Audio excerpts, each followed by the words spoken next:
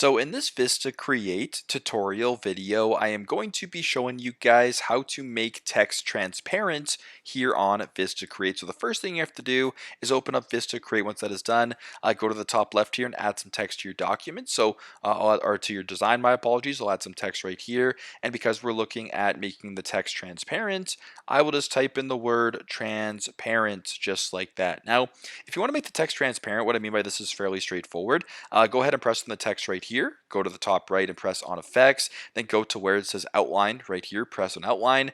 Now, if you were to go ahead here and make press on outline, it actually does make the text transparent right now. So what this basically means is that if I were to change the background color per se, I'll actually just go here to the text. I'll go to background right here. I will go to colors and I'll make the background, let's just say light blue, for instance. So as you can tell, the text actually is transparent. It sort of blends in. So if you wanted to make the outline thicker, perhaps press on a text, go to effects here where it says thickness. You can make it more thick and sort of just make it sort of that is kind of like an outline right here. And you can make the text itself actually transparent. So it sort of blends into your background here in your design. But as I mentioned before, fairly straightforward.